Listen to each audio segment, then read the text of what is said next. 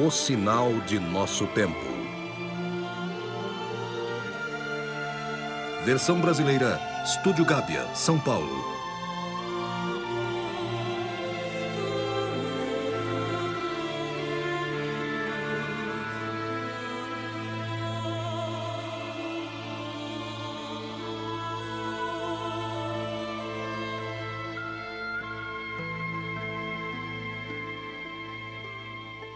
O Santo Sudário está aí com características morfológicas de marcas de sangue, declaradas verdadeiras pelos biólogos. Surge daquele lençol de 2000 anos a imagem comovente de um homem torturado, flagelado, coroado de espinhos, condenado à morte numa cruz. Em vez da habitual quebra das pernas dos crucificados, os soldados, vendo que Jesus já estava morto, não usaram esta prática, mas um deles, para ter certeza que Jesus estava morto, golpeou o lado direito do tórax com uma lança. Este documento singular se caracteriza por uma dupla impressão de um corpo que, assumindo a rigidez cadavérica, permaneceu com o rosto inclinado também no sepulcro, como o Jesus nos evangelhos. Tudo isso tem valor de testemunho escrito com caracteres de sangue.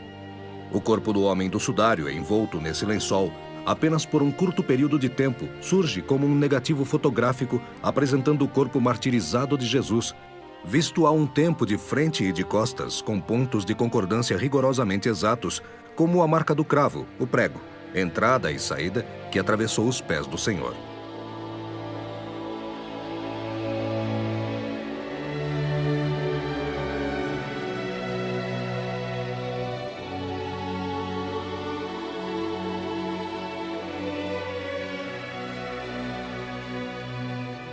A primeira importante revelação do sudário remonta a 1898. Acabava de ser descoberta a fotografia. O fotógrafo e advogado de Turim, Secondo Pia, com muita dificuldade obtém a permissão para fotografar a relíquia pela primeira vez. É a noite de 28 de maio de 1898, quando o fotógrafo de Turim consegue revelá-la na chapa de um grande negativo de vidro. Fechado em sua câmara escura e absorto no seu trabalho, Secondo Pia nem imaginava a reviravolta que estava prestes a viver naquela noite. Com surpresa, deu-se conta da extraordinária mudança. Viu que a imagem da chapa fotográfica era muito mais nítida e compreensível do que se via diretamente no sudário. Pela primeira vez, foi possível ver de modo natural, claro, escuro, realista, como numa fotografia. O corpo bem proporcionado e de uma nitidez impressionante. As manchas de sangue e das partes queimadas se tornaram brancas. O resultado era de um incrível realismo. O rosto em negativo revela um aspecto de impressionante majestade, com olhos fechados. De qualquer modo, o sudário se revela como um negativo fotográfico que se torna positivo quando a máquina fotográfica inverte o claro escuro. Uma coisa é certa. Para fazermos uma fotografia, é necessária a luz. Posto isto, podemos serenamente acreditar que na escuridão do sepulcro, uma luz foi emitida pelo corpo. Não há outra explicação. O sudário é então uma manifestação de luz. Constatamos com surpresa que o rosto não é iluminado, nem da direita, nem da esquerda, nem de frente, nem de trás. Ele próprio é fonte de luz. Este rosto é iluminado por dentro.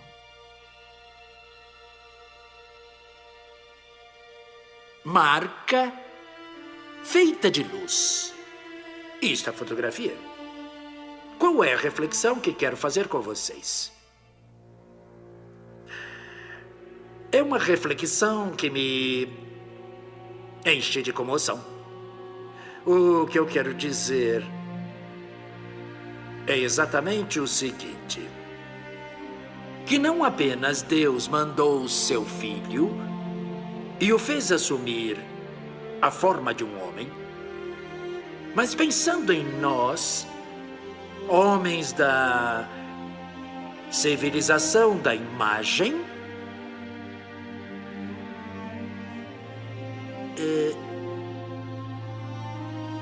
ele criou uma fotografia e a manteve escondida por todos esses séculos.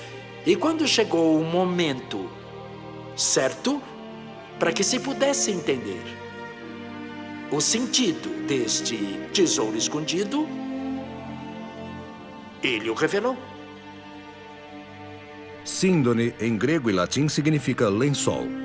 Na borda da imagem notam-se longas linhas escuras, marcas do incêndio de Chambéry em 1532. São evidentes também triângulos mais claros, devidos aos remendos das partes queimadas feitos pelas irmãs Clarissas de Chambéry 2 anos depois, em 1534. No sudário são evidentes também manchas provocadas pela água usada para apagar o incêndio, na parte central e nas bordas do tecido. Observando o sudário, nos vemos como que diante de um corpo de delito sem nome, com uma quantidade enorme de indícios.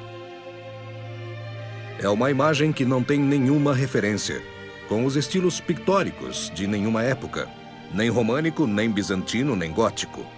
Os resultados dos exames efetuados em 1978 pela Sturp, projeto de pesquisa do sudário de Turim, confirmam que a imagem não é pintada nem impressa. Não é uma pirogravura, nem existe nela pigmentos, nem corantes usados por pintor e nenhum material orgânico. Não é uma imagem gerada pelo contato com um baixo relevo aquecido. Para ver este rosto e entender algo da imagem é preciso estar a uma certa distância. Aproximando-se, não se vê nada. A imagem desaparece, motivo pelo qual nenhum pintor teria pintado algo que nem ele mesmo pudesse ver. O sudário documenta a imagem de frente e de costas de um homem de estatura alta e de porte atlético. O rosto majestoso é moldurado por longos cabelos. Da visão do tecido inteiro, se deduz a imagem de um homem adulto com idade estimada entre 37 e 38 anos. O corpo que deixou as duas marcas no sudário foi deitado sobre uma metade do lençol e depois coberto pela outra metade. A estrutura corpórea impressa na imagem está bem delineada. Percebe-se o tamanho das pernas, dos braços, do rosto, que mostram uma estrutura óssea inconfundível, da qual se deduz que a altura do homem é mais ou menos 1,84 m a 1,87 m.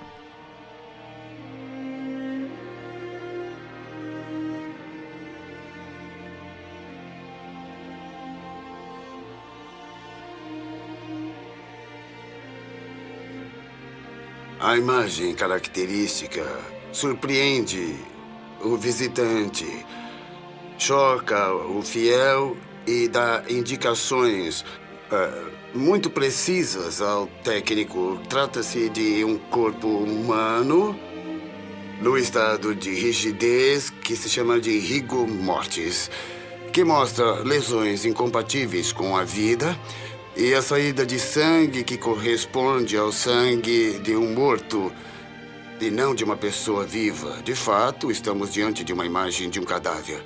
Do cadáver de uma pessoa que, antes de morrer, foi torturado, flagelado, que sofreu uma série de lesões, que são lesões da paixão, feridas produzidas por espinhos no crânio, perfurações dos pulsos e dos pés que permitem ao técnico associá-las à posição da crucificação. E ainda se vê um grande corte do lado direito do tórax, com características de um ferimento causado por um objeto perfurante do qual jorrou muito sangue. Os primeiros cortes provocaram uma hemorragia, da qual restaram sinais que correspondem às características vitais. A segunda mostra a saída de um sangue de cadáver. Os cientistas ainda não conseguiram determinar o mecanismo físico-químico que produziu a imagem superficial e levemente amarelada, nem tampouco reproduzi-la. Os especialistas tendem a acreditar na presença de uma energia desconhecida. Esta questão foi estudada por pesquisadores de história da arte, iconografia, numismática, fotografia, microscopia, anatomia, ciência dos tecidos, palinologia, eidomática, patologia, traumatologia, radiologia, física, química, biologia, microbiologia, informática, matemática, antropologia, história da cultura, direito romano no que se refere à crucificação, costumes judaicos de sepultamento, exegese bíblica e teologia. não é certamente temerário definir o sudário como a peça arqueológica mais estudada. Além disso, o sudário deu origem a uma nova disciplina científica, a sudariologia. Segundo especialistas, a tipo de tecelagem indica que o tecido deve remontar ao século I. Trata-se de pano de linho tecido em espinha de peixe, diferente do estilo de tecer dos egípcios, que fiam em sentido anti-horário. Os fios do sudário, ao contrário, apresentam uma fiação em forma de Z.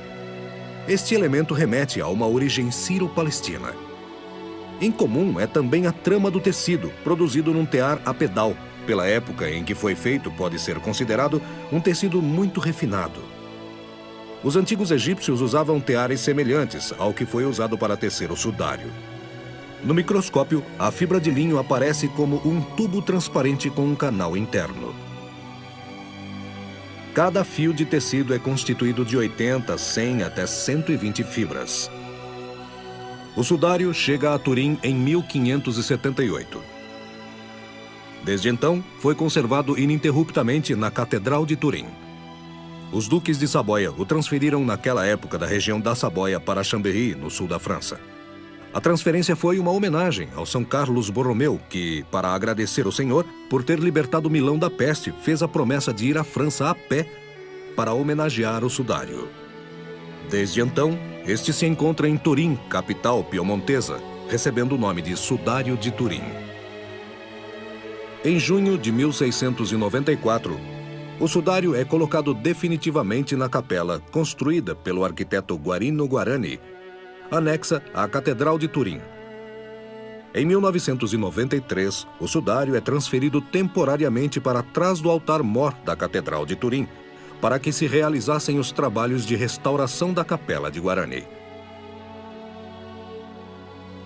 Uma redoma de cristal foi projetada e construída pelo arquiteto Andrea Bruno para abrigar o sudário em sua caixa, uma redoma à prova de fogo, blindada, à prova de balas e com temperatura controlada.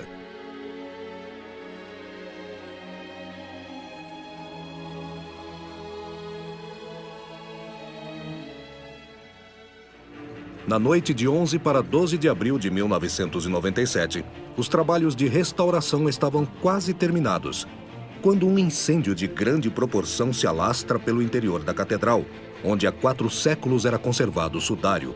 A cúpula de 25 metros é tomada pelas imensas chamas. Os bombeiros chegam. O momento é dramático. Uma das mais prestigiosas obras-primas do Barroco é destruída pelo fogo.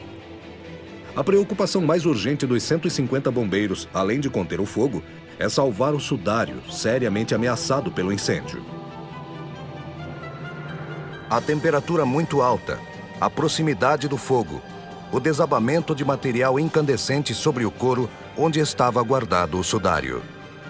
Na impossibilidade de abrir o relicário pelo mecanismo próprio da abertura, os bombeiros decidiram quebrar o cristal à prova de balas para salvar o sudário.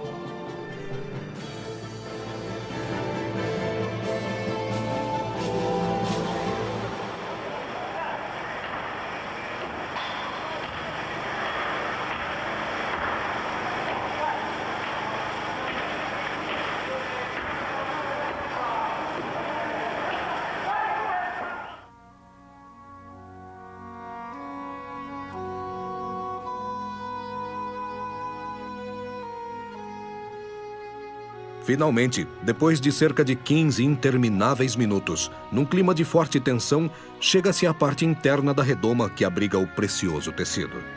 À 1h30 daquela trágica noite, o sudário é salvo.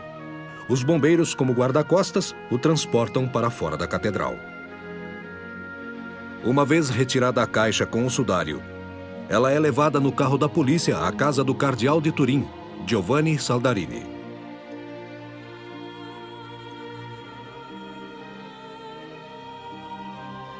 O incêndio durou a noite inteira, provocando danos gravíssimos. Só às 5h30 da manhã, num cenário desolador, o incêndio finalmente é controlado.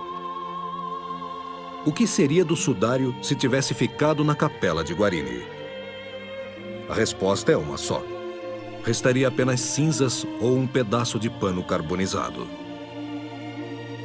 Em 14 de abril, uma comissão de peritos, composta também pelo cardeal Giovanni Saldarini, examinam o estado do sudário. Por unanimidade, os peritos atestam que o sudário não sofreu nenhum dano. Surge então a pergunta: por que este incêndio?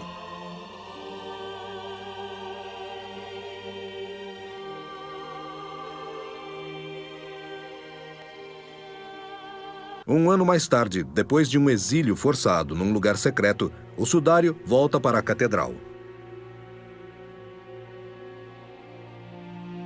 Na presença do cardeal Saldarini, ele é aberto cuidadosamente. Um grupo de especialistas trabalha para nivelar as várias dobras. A operação dura várias horas. O projeto para garantir melhor a sua conservação teve início em 1992, quando foram convocados a Turim os maiores estudiosos do sudário. Depois de 4 anos, a comissão decide que o precioso tecido não deveria mais ficar enrolado em um cilindro.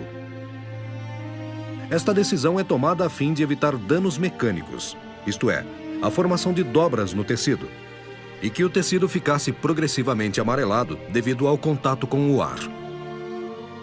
Esse tom amarelado, segundo os especialistas, com o tempo, poderia provocar a redução da visibilidade da imagem.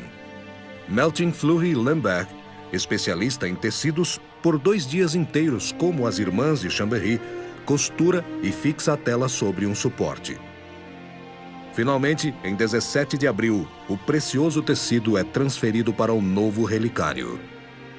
Trata-se de uma estrutura blindada, feita de aço e vidro à prova de bala. Tem 4 metros e 64 centímetros de comprimento, 1 metro e 38 centímetros de largura, 28 centímetros de profundidade. A espessura do vidro de proteção é de 5 centímetros.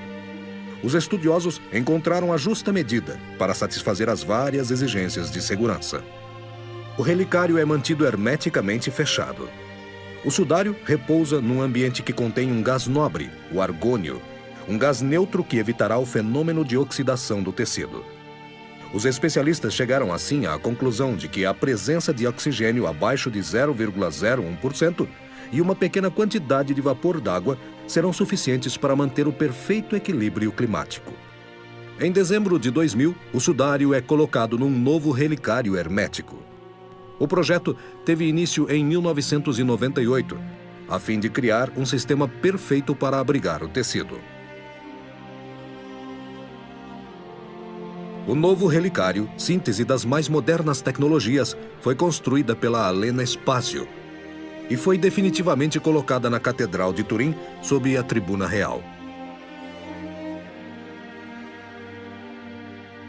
Em 8 de novembro de 2000, o sudário foi destacado do tecido de Holanda, que servia de suporte, em alguns pontos do seu perímetro, para fazer um scanner da espessura de apenas 28 milímetros, uma operação de aquisição de imagem.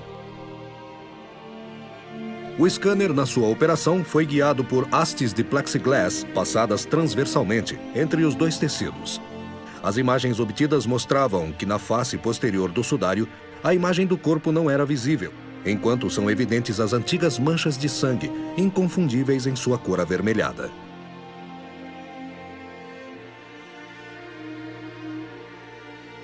Dois anos depois, de 20 de junho a 22 de julho, em total segredo, depois de um longo período de estudos e avaliações dos especialistas, começa a operação de separação do tecido, remendado pelas irmãs Clarissas de Chambéry em 1534 como suporte do sudário. São 2 mulheres, Melting Fleury Lemberg e Irene Tomedi, especialistas em tecidos que executam a delicada operação de restaurar o tecido.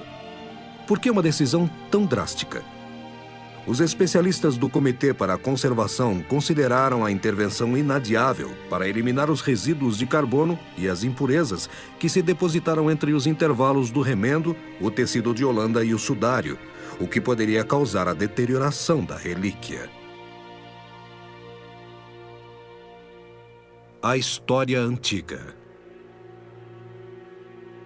A história antiga do sudário é ainda hoje muito problemática.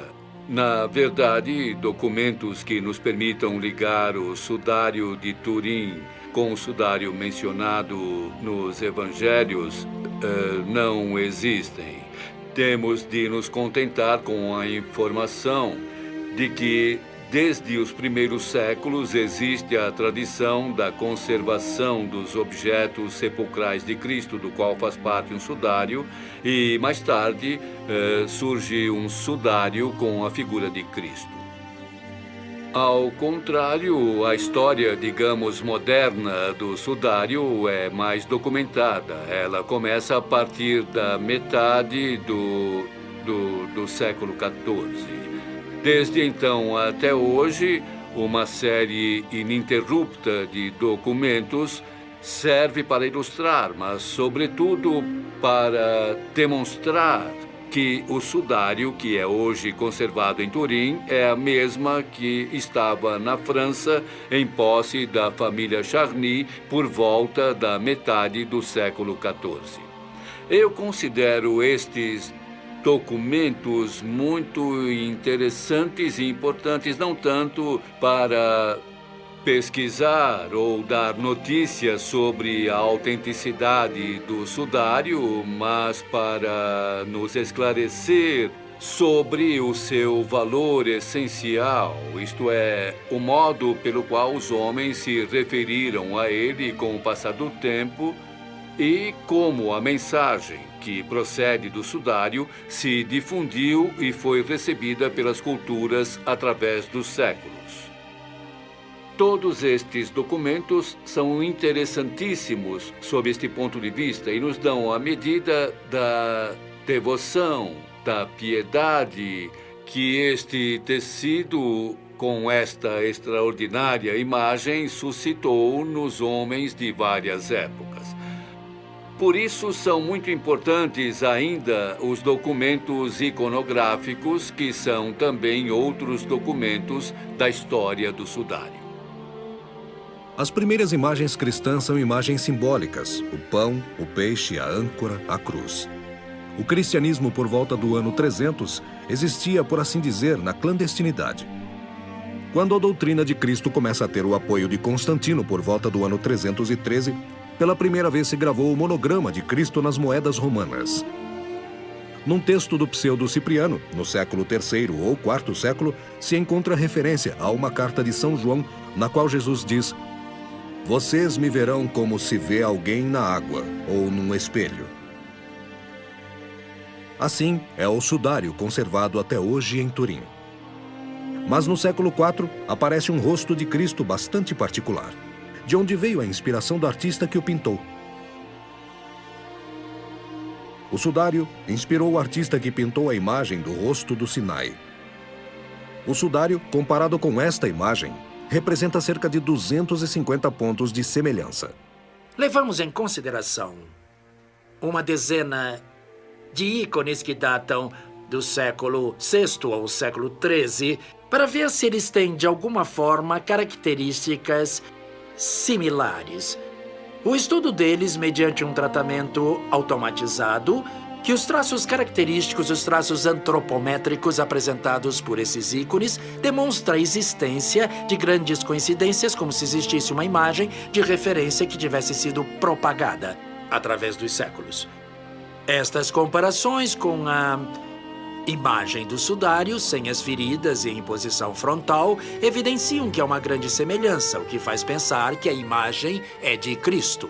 Que a difusão em séculos de iconografia do rosto de Cristo tem origem em alguém que possa ter visto Cristo ou de alguém que tenha visto o sudário e que dele tenha capturado seus aspectos característicos. A Idade Média inaugura uma teofania das imagens de Cristo. Esses rostos cheios de espiritualidade, semelhantes aos rostos do sudário, dominam toda a cultura iconográfica medieval, dizia o Papa Adriano. Por meio de uma imagem visível, o nosso espírito será transportado por atração espiritual à majestade invisível. Todas essas representações testemunham que o sudário foi revelado aos artistas aos poucos. Isto é típico da revelação de Deus. Deus se revela pouco a pouco a quem o busca. É no sudário que encontramos a imagem mais perfeita do Deus invisível, que podemos contemplar e adorar. Um precioso testemunho escrito em francês antigo por Robert de Clary, um cronista da Quarta Cruzada, narra que antes da segunda tomada de Constantinopla, hoje Istambul, em 12 de abril de 1204 viu-se o Siduan, o sudário, que às sextas-feiras era exposto na igreja de Santa Maria de Blaquerne. O cronista escreve também: ninguém mais soube nem grego, nem francês o que aconteceu com este sudário depois da conquista da cidade. Segundo recentes estudos de alguns historiadores, entre eles o padre dominicano Duval, o sudário se encontraria na França, na Capela Santa de Paris. Balduíno II o ofereceu em 1247 a São Luís IX, rei da França. Entre 1353 e 1356, o sudário chega a Lirey. Seu novo proprietário é Godofredo de Charny. O sudário, por 530 anos, foi propriedade da Casa de Saboia. Em 1453, foi cedido ao Duque Lodovico de Saboia e à Duquesa Ana de Lusignano. A cessão foi feita pela última herdeira de Charny, Margarida, Condessa de La Roche. Em 1983, após a morte de Humberto II, o sudário foi dado ao Papa por vontade expressa no testamento do soberano. Desde então, o Vaticano será o único e definitivo proprietário do Santo Sudário. Foi por ocasião da exibição em 1998 que Maria Gabriela de Saboia e Amadeu, Duque de Aosta, voltarão a contemplá-lo. Na ocasião, ele disse: por 5 séculos permaneceu na Casa de Saboia, uma relíquia que guardamos zelosamente e com fé. Mais tarde, em 18 de junho de 2003, depois de uma restauração e vinda oficial dos Saboias a uma apresentação privada na presença do arcebispo de Turim, Severino Poleto, Vitório Emanuel de Saboia, Marina Dória e o filho Emanuel Filiberto tornarão a contemplá-lo.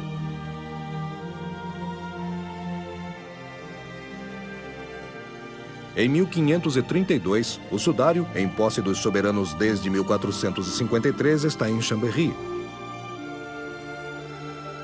Na madrugada do dia 4 de dezembro, festa de Santa Bárbara, tem início um incêndio que danifica o sudário, porém, milagrosamente poupa a imagem do corpo.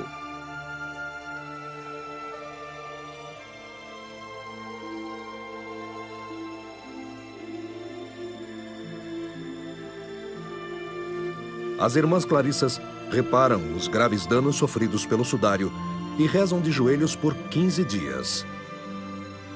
Lê-se no relato escrito pelas irmãs Clarissas: naquela imagem vemos sofrimentos inimagináveis.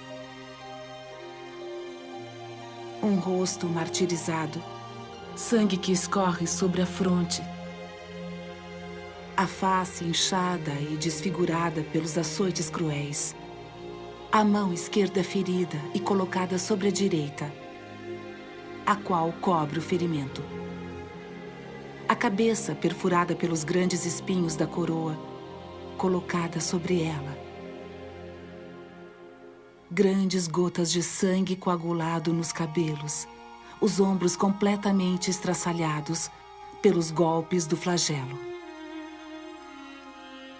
O agnóstico Delade, em sua declaração à Academia Francesa, se expressa com estas palavras: se não é ele, Jesus deve ser um delinquente comum, castigado pelos romanos. No entanto, será preciso explicar aquela serenidade majestosa que se vê naquele rosto. Mauriac define aquele rosto como uma nova ressurreição. Para Claudel, mais que imagem é uma presença.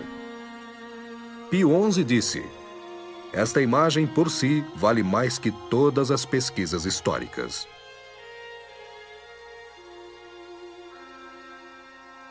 O botânico israelense Avinoam Danin, através de estudos de algumas amostras de pólen recebidas do criminologista suíço Max Frey, confirmou a presença de alguns pólens, os quais representam um elemento decisivo para estabelecer a proveniência do sudário.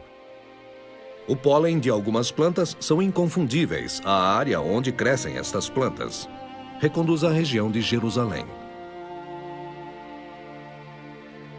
Entre estes pólens estão os cistos créticos e o Zygophyllum dumosum bois. A análise palinológica demonstra que o sudário esteve em todos os lugares indicados pela tradição. Sabe-se com certeza que o sudário esteve na França a partir de 1356. A presença dos pólens da região do Oriente Médio demonstra que antes da Idade Média, o sudário esteve naquela região. No sudário há sangue de verdade, sangue humano.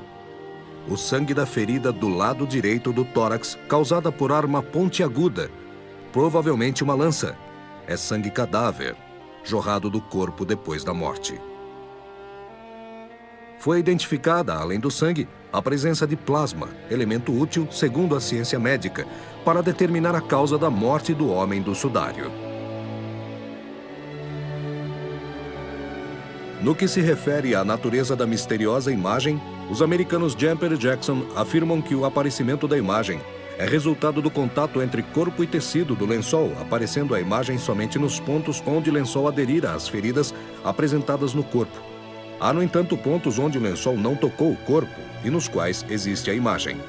Segundo os cientistas americanos, o mecanismo de formação foi como um fluxo, uma radiação não penetrante, que se atenua com a passagem do ar e que diminui com a distância. O claro escuro da imagem do sudário é proporcional à distância que havia entre o corpo e o lençol, nos vários pontos, e isto permite reconstituir a forma tridimensional do corpo envolto no lençol. No ano de 1902, em Paris, na Universidade Católica, o pesquisador Ponvignon se dedica ao sudário e analisa as imagens que foram feitas 4 anos antes. Ele se concentra sobretudo na imagem do rosto e percebe que a impressão não é igual. Há uma variação de tonalidade que possa ser, de alguma forma, relacionada com o fato de o sudário ter envolvido o corpo de um homem. Trataria-se, então, da primeira descoberta da existência de uma tridimensionalidade no sudário. Descoberta importante, além daquela ocorrida 4 anos antes, a característica de negatividade da imagem do sudário. Ponvignon não tem os instrumentos para verificar essa sua hipótese. É preciso esperar até 1977, quando Jumper e Jackson, utilizando sistemas automáticos e computadores, criam a primeira imagem tridimensional obtida com aparelhos automáticos e também a imagem do corpo. As imagens, no entanto, não são muito boas, são criticadas pelo pesquisador italiano, professor Tamburelli, da Universidade de Turim, o qual criou um grupo de pesquisa que se dedica, mediante uma metodologia diferente da dos americanos, à extração do conteúdo tridimensional do rosto e do corpo. Obtém-se assim uma imagem rica de detalhes que não são visíveis numa imagem bidimensional. O próximo passo da equipe é eliminar as feridas do rosto, de modo a tentar obter o provável rosto de Jesus Cristo. Isso foi feito e a imagem que obtiveram é de uma beleza inigualável que representa, então, muito provavelmente, o rosto de Cristo. A imagem é produzida com uma projeção na vertical e em alta resolução. O tecido, respeitando a lei da gravidade, está dobrado, isto porque o corpo teria se tornado, por assim dizer, mecanicamente invisível. A radiação energética poderia ter sido causada por raios ultravioleta ou raios X, os quais se propagam só por contato direto. Não há sinais nem vestígios de decomposição. O cadáver permaneceu envolto no lençol de linho não mais que 36 horas. Observando-se atentamente, não se nota nenhum desfiado das fibras do linho nos coágulos sanguíneos. A impressão é muito clara. Ninguém tirou o cadáver do sudário. Os mesmos Jumper e Jackson com cálculos de computador, construíram um modelo anatomicamente idêntico ao corpo envolto no sudário.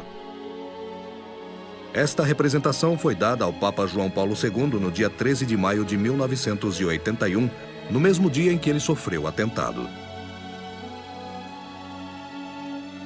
Sobre o olho direito do homem do sudário, foi identificado um objeto de forma arredondada. Segundo alguns estudos do padre jesuíta Filas e depois do numismático Mário Moroni, trata-se de uma moeda. A moeda, um litus, deixou impressas no sudário algumas letras e a forma de um ponto de interrogação.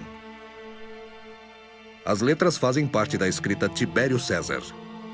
Alguns números indicam o ano 16. Era o ano 15 do reinado do imperador Tibério César e Pôncio Pilatos era governador da Judéia. Esta moeda foi cunhada e colocada em circulação um ano depois da pregação de João Batista.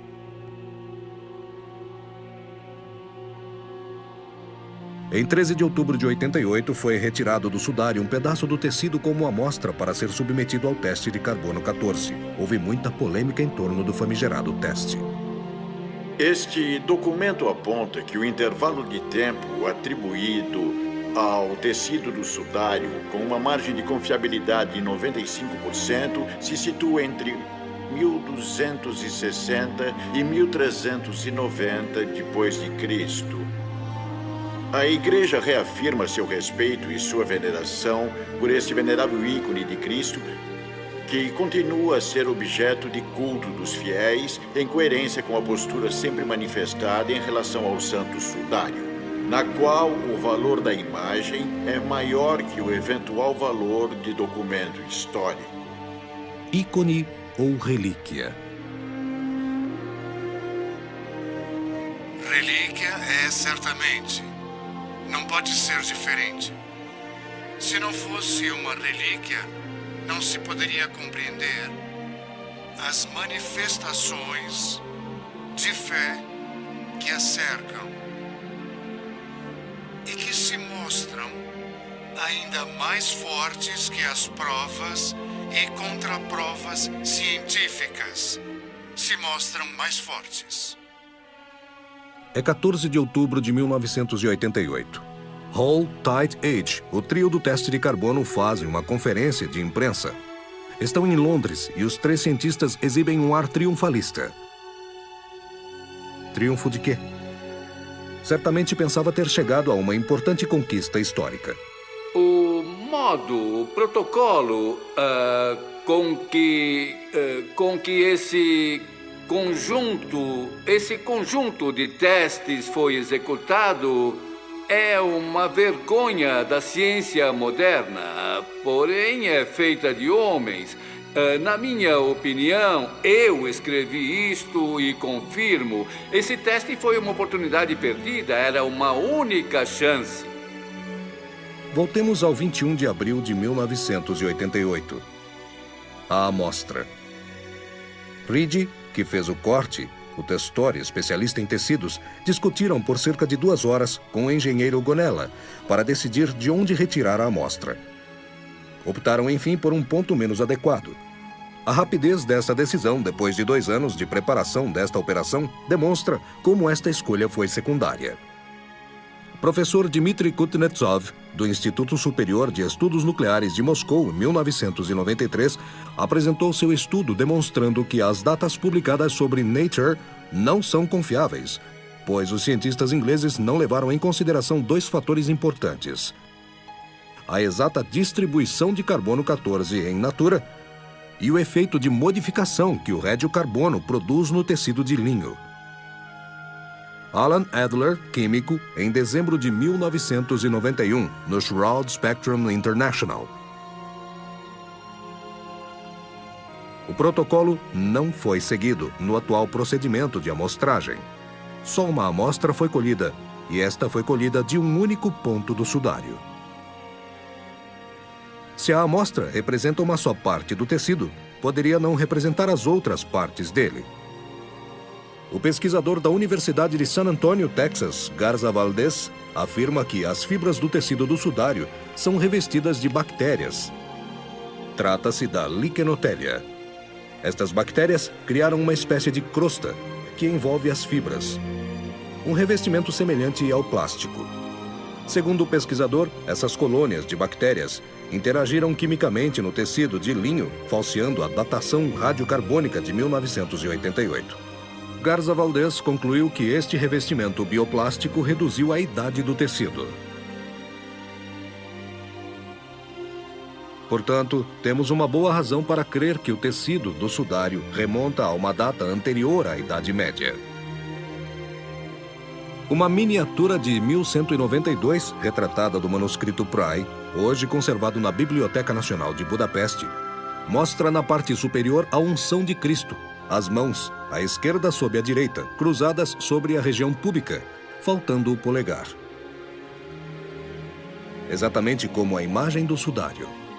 A disposição das 4 pequenas partes queimadas, documentadas no manuscrito Rai, é semelhante à da existente no sudário, e isso, então, prova que as partes queimadas já eram conhecidas antes de 1260, data fornecida pelos 3 laboratórios de Tucson, Oxford e Zurique. Mais de um século de pesquisas demonstraram que o sudário, além da imagem que contém e do fascínio que exerce no fiel, é um documento arqueológico. Sua materialidade nos transporta a uma época distante, 2 milênios atrás, a um país distante, a Judéia, e aos costumes daquela época. No sudário, pode-se ver a imagem de um corpo humano. E a pergunta mais pertinente é se o homem do sudário que deixou esta imagem pode realmente ser Jesus de Nazaré. Isto é, o personagem histórico que viveu há mais de 2000 anos. Pode-se tentar responder a esta pergunta em termos científicos, utilizando o cálculo das probabilidades.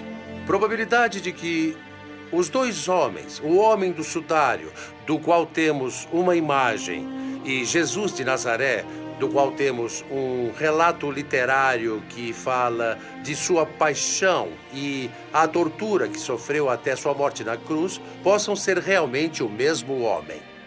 Há muitas características comuns aos 2, homem do sudário e Jesus de Nazaré. Mas, examinando as mais importantes, algo em torno de 7 ou um pouco mais, pode-se tentar calcular a probabilidade de estas características terem sido as características da crucificação de outra pessoa. Por exemplo, se considerarmos o fato de que se costumava usar nas crucificações pregos, mas também cordas, o que era bastante comum, ou então que tenha sido usada sobre a cabeça uma coroa de espinhos que provocou as feridas bem visíveis no sudário, ou ainda que tenha transportado sobre os ombros a parte horizontal da cruz, ou que tenha existido um lençol fúnebre muito raro naquele tempo, já que os condenados à crucificação não eram cidadãos romanos que cometeram crimes e então pertenciam a camadas mais baixas da população. O fato de que o tal lençol tenha permanecido ali por um tempo não superior a 50 horas, porque, ao contrário, a putrefação do cadáver teria danificado a imagem. O fato de o cadáver não ter sido lavado, como acontecia normalmente nos sepultamentos, este procedimento foi postergado, executado mais tarde e assim por diante. Assim, atribuindo a cada uma dessas características um valor de probabilidade de que possam ser de uma outra crucificação qualquer, e considerando que as características são independentes entre si, não influem uma na outra, se conclui que o resultado global, isto é, a probabilidade de que todas as características estejam presentes numa mesma crucificação, é dado pelo produto de todas as probabilidades. Bem, fazendo um cálculo aproximado e dando as probabilidades mais altas possíveis, de modo a diminuir a margem de erro, chegamos a um resultado final da ordem de 1 por 200 bilhões. Como podemos interpretar este número? simplesmente dizendo que se na história da humanidade tivesse havido 200 bilhões de crucificações, apenas uma poderia ter tido, ao mesmo tempo, as características consideradas. É claro e evidente que é muito improvável que na história da humanidade tenha havido um número tão hiperbólico de crucificações. Sabe-se que a crucificação foi praticada por cerca de um milênio, da metade do primeiro milênio antes de Cristo à metade do primeiro milênio depois de Cristo. E, sobretudo, foi praticada na época romana. E, para se ter uma ideia, no período em que teve maior expansão, o Império Romano contava 60 milhões de habitantes. E, por consequência, não se pode pensar que todos tenham sido crucificados. Do contrário, hoje não estaríamos aqui. Pode-se admitir que na história tenham sido crucificados alguns milhões ou dezenas de milhões de pessoas, não mais. Então, pode-se concluir que é verdadeiramente muito alta a probabilidade de que o homem do sudário e Jesus de Nazaré sejam a mesma pessoa, ao menos com base nos dados que a história, a arqueologia e o exame direto do sudário fornecem. Pode ser que no futuro próximo esses dados mudem e então se corrigirá este número, este cálculo.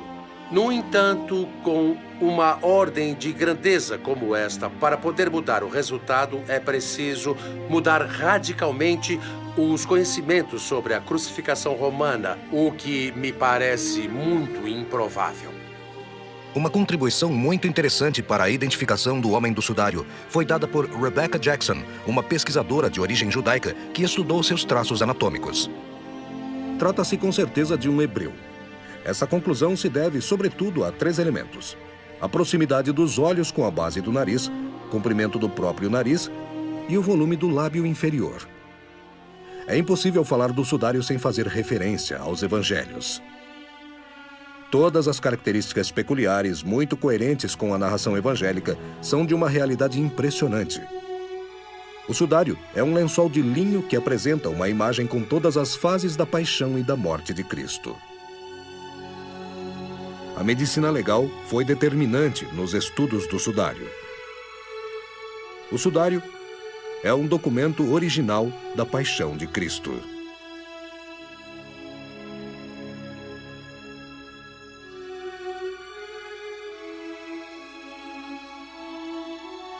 O homem do sudário documenta uma ignominiosa flagelação.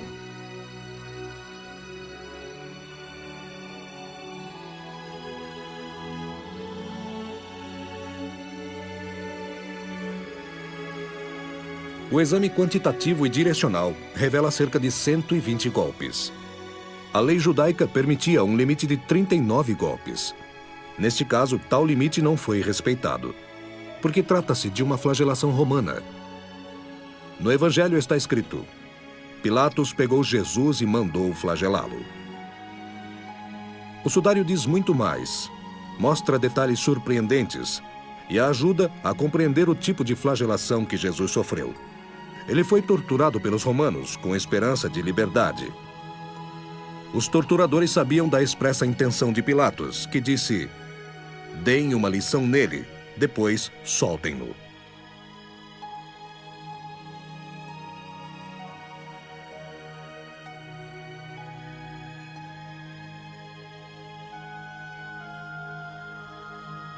Quem olha o sudário e observa a direção dos golpes do flagelo, se dá conta que há 2 pontos focais convergentes. Os torturadores eram 2, colocados respectivamente à direita e à esquerda, com uma precisa e fria divisão de tarefas.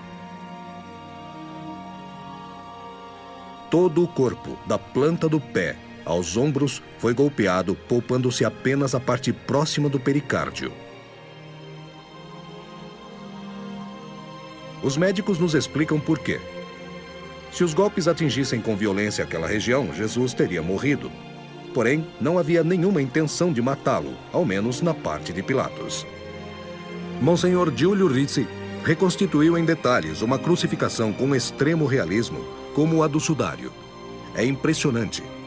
Muitos séculos antes já era descrito no Salmo 128. Nas minhas costas fizeram profundos sulcos. Assim também se lê em Isaías. Dei as costas aos torturadores.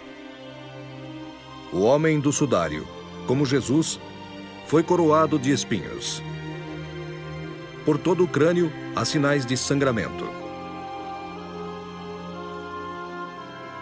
A zona occipital apresenta feridas causadas por espinho.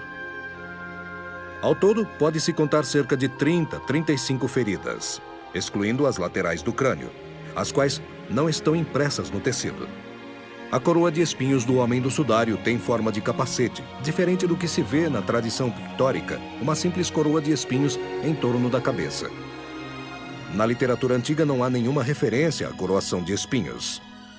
Só os evangelhos documentam este detalhe. Em Roma, na Santa Cruz de Jerusalém, estão conservadas importantes relíquias, entre as quais alguns espinhos atribuídos à coroa, que colocaram em Jesus. Segundo os estudos anatômicos feitos sobre o rosto do homem do sudário, foi possível determinar a diferença entre sangue arterial e sangue venoso. Isto se deve a 3 sangramentos visíveis na testa, devido à lesão frontal, e a alguns movimentos feitos na cruz durante os martírios e a suspensão. Este detalhe é uma prova muito convincente de autenticidade. Sabemos que a circulação sanguínea foi descoberta por Andrea Cisalpino apenas em 1593 e descrita pela primeira vez ao mundo científico pelo inglês William Harvey, em 1628. O homem do sudário, como Jesus, carregou a parte horizontal da cruz, o que é evidente pelas contusões muito acentuadas no ombro direito e na omoplata esquerda. Este tipo de transporte da cruz corresponde à típica crucificação romana, ao contrário das representações tradicionais dos artistas, as quais mostram Jesus carregando uma cruz inteira composta da parte vertical e da parte horizontal. Na realidade, Jesus, como homem do sudário, carrega sobre os ombros somente a parte horizontal. A parte vertical já estava fixada na terra, no local da execução.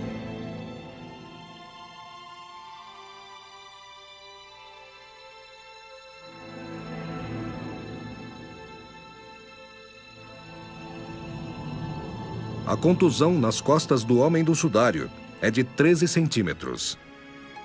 Sempre em Roma, na Santa Cruz de Jerusalém, entre as relíquias trazidas em 384 pela Imperatriz Helena, há um outro objeto.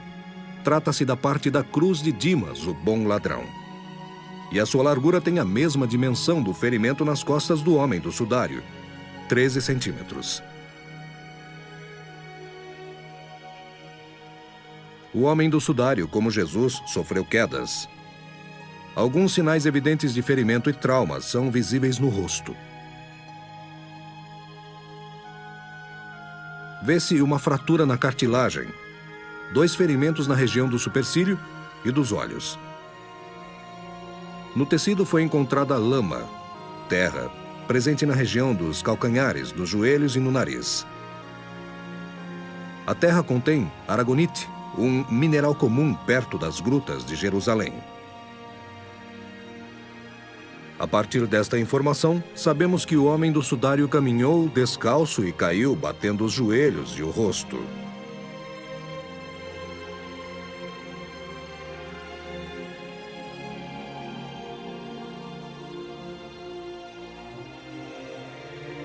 O homem do sudário foi crucificado de acordo com os costumes romanos. Na imagem do sudário, vê-se a ferida de um prego na altura do carpo esquerdo. É a primeira estranha revelação desta crucificação.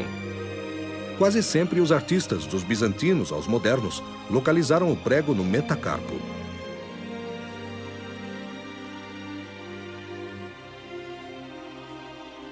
O cirurgião Barbet, no entanto, demonstrou que se um membro superior for pregado pela palma da mão, submetido a um peso de 40 quilos, em cerca de 10 minutos, a mão não suportaria o peso e se rasgaria, se soltaria do prego. Os romanos, acostumados a este tipo de condenação, sabiam bem que para tornar estatisticamente segura uma crucificação, devia-se pregar o membro superior pelo carpo, onde se encontra o chamado espaço de Destot. Ali o prego encontrava um nervo mediano, causando uma dor lancinante que levava ao delírio. E provoca naquele ponto, que é sensorial e motor, a retração do polegar em direção à palma da mão. O sudário mostra de fato apenas 4 dedos, excluindo o polegar. A divergência dos 2 sinais verticais corresponde a 2 posições durante o martírio de Jesus. Pregado na cruz, sangramento do lado direito, e a suspensão, sangramento do lado esquerdo. O homem do sudário tem os pés furados. Há sangramento evidente no pé direito.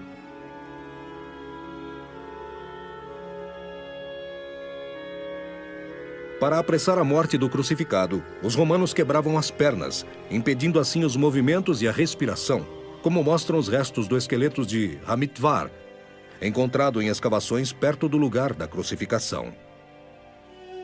O homem do sudário não teve as pernas quebradas. Como viram Jesus já morto, não lhe quebraram as pernas. Mas um dos soldados lhe perfurou o peito com uma lança e jorrou sangue e água.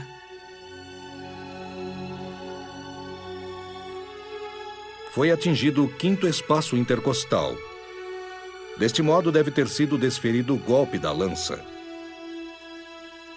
Com o sudário, se confirma a nós hoje a profecia de Zacarias, que diz: Voltarão o olhar àquele que transpassaram.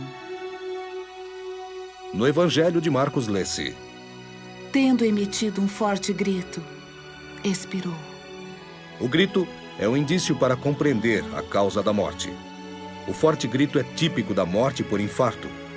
Também o fato de jorrar sangue e plasma coincide com esta hipótese. Pode-se fazer a experiência no cadáver de um sujeito morto por infarto. Por coincidência, a complicação do infarto era devida exatamente a uma ruptura do coração, um infarto que não foi curado, porque o sujeito praticamente não teve sintomas. No entanto, tratava-se de um grande infarto da parede do ventrículo esquerdo. O sujeito morreu gritando. E a incisão do bisturi, após algumas horas da morte, provocou a saída de uma enorme quantidade de sangue. A mesma quantidade de sangue que o sujeito histórico, que foi testemunha ocular aos pés da cruz, descreveu com tanta precisão. Portanto, na pessoa infartada, com complicações de ruptura cardíaca, de hemopericárdio, de inundação de sangue na cavidade do pericárdio, pode haver saída de uma grande quantidade de sangue com uma incisão de bisturi apenas na parede torácica, porque, nesse caso, todo o pericárdio ocupa uma grande parte do tórax. Na verdade, ele foi castigado por nossos delitos. O homem das dores que provou bem o sofrimento, como já previa o profeta Isaías. Também o Salmo 21 prefigura este momento. O meu coração é como cera, se funde em meio às minhas vísceras. E ainda o Salmo 68. O insulto dilacerou meu coração. Estamos diante do coração ferido, do coração dilacerado. O que mais podemos questionar? Chegada a noite, veio um homem de Arimateia, chamado José, o qual havia se tornado também um discípulo de Jesus. Ele foi até Pilatos e lhe pediu o corpo de Jesus. Então Pilatos ordenou que lhe fosse entregue. José de Arimateia pegou o corpo de Jesus e o colocou na sepultura que mandara escavar na rocha. A sepultura de Jesus foi narrada por todos os 4 evangelistas. Os evangelistas Mateus, Marcos e Lucas, que a narraram de uma maneira muito semelhante e são também chamados evangelhos sinóticos, falam sobretudo do uso de um tecido, sindom, que envolveu o cadáver de Jesus. No entanto, não dizem como foi envolvida no corpo de Jesus ou se foi passado por baixo e depois por cima da cabeça e dobrado para ser colocado na frente deste cadáver. O evangelista João, autor da 4ª narrativa, não usa o termo sindom, palavra do latim da qual deriva o termo sudário. mas outro termo para designar a mortalha que foi usada no sepultamento de Jesus, otônia, quer dizer tecido ou sudário, que com toda a probabilidade, como já era tarde, foi usado uma faixa em torno do rosto para manter fechado os maxilares desta pessoa que morreu fazendo um terrível esforço para respirar. E, portanto, com a boca aberta, o que seriam então as otônia. Não é dito o que são exatamente. Várias interpretações são possíveis, mas o plural é estranho porque o sudário é um só. Então, há a possibilidade de explicar o plural em relação ao sudário, porque quando o discípulo Pedro e o discípulo amado vão ao sepulcro e o encontram vazio, eles veem apenas aqueles tecidos no chão. Eles veem dois tecidos, um sobre o outro, ou talvez eles sejam uma continuação do outro. E então eu creio que seja possível, simplesmente lendo os evangelhos dessa maneira muito espontânea, dizer que os evangelhos e a realidade do sudário têm uma compatibilidade que torna possível dizer que o sudário evangélico é o sudário de Turim. No primeiro dia depois do sábado, de manhã, bem cedo, as mulheres vão até a tumba. Encontraram a pedra retirada do sepulcro. Mas quando entraram, não encontraram o corpo do Senhor Jesus. Nisso, 2 anjos apareceram em vestes fulgurantes e disseram: "Por que vocês estão procurando entre os mortos aquele que está vivo?" No texto grego do Evangelho de João, lê-se: "Saíram então Pedro e o outro discípulo e se dirigiram ao sepulcro. Corriam os 2 juntos. Mas o outro discípulo correu mais depressa do que Pedro e chegou primeiro ao sepulcro. Olhou para dentro e viu os tecidos de linho no chão, mas não entrou. Chegou então Pedro, que vinha correndo atrás, e entrou no sepulcro. Inclinando-se, viu os panos de linho e o sudário que tinha sido usado para cobrir o corpo de Jesus. O sudário não estava com os panos de linho no chão. Estava enrolado num lugar à parte. Então outro discípulo entrou também, viu e acreditou.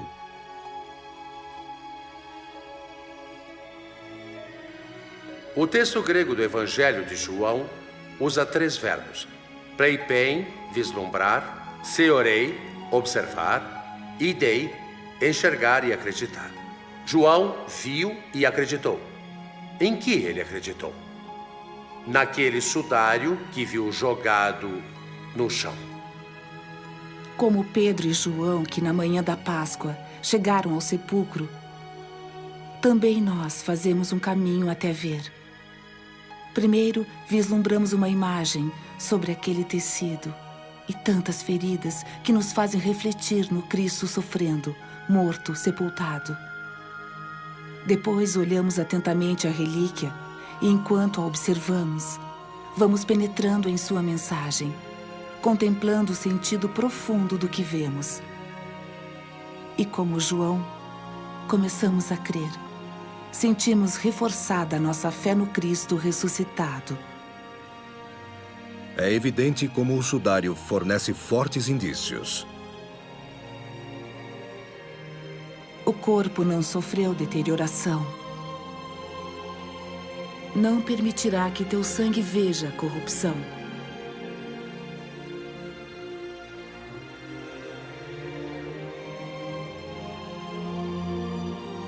No caso de o corpo envolto no sudário, num certo momento ter irradiado uma luz instantânea, forte como a luz do sol, teria sido bem possível que fosse estampada a imagem que hoje observamos no sudário de Turim.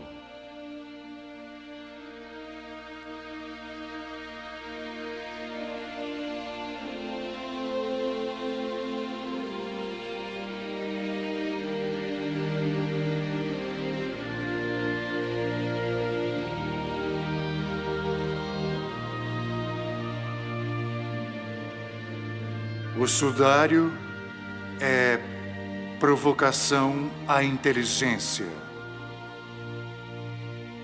Ele requer todo o empenho de cada homem, em particular dos pesquisadores, para captar com humildade a mensagem profunda, enviada à sua razão e à sua vida.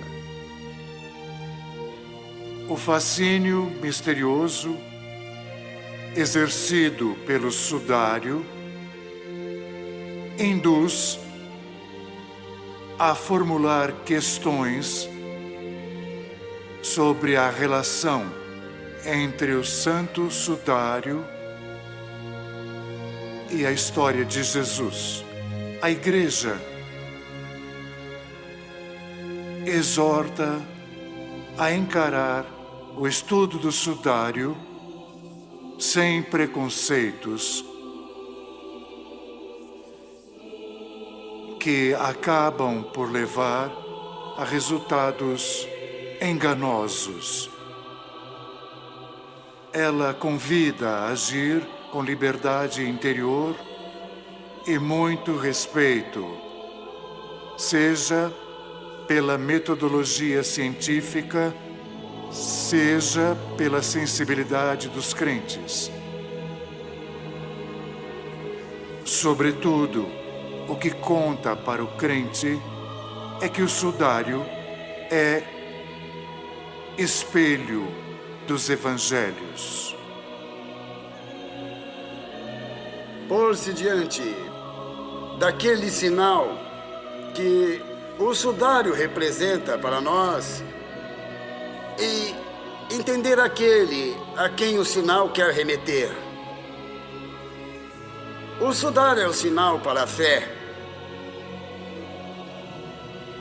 no sentido em que acabamos de falar, porque Deus se deixa ver na história da humanidade, porque Deus sabe que nós precisamos de sinais sem os quais não poderíamos compreender a nós mesmos. Quando José de Arimateia foi rapidamente comprar aquele lençol para cobrir o corpo de Jesus, não podia certamente imaginar que estaria dando um testemunho para os dias atuais da morte e ressurreição do Filho de Deus. Através dos séculos, ecoam as palavras do apóstolo do coração de Jesus, o evangelista João, que repete a nós, homens do século 21. Isto que ouvimos, isto que vimos com nossos olhos, o que contemplamos e o que nossas mãos tocaram, ou seja, o verbo da vida. Nós o anunciamos a vocês, para que também vocês estejam em comunhão conosco.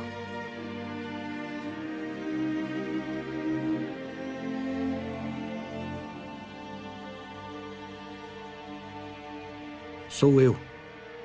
Não temam. Eu estarei com vocês todos os dias, até o fim do mundo.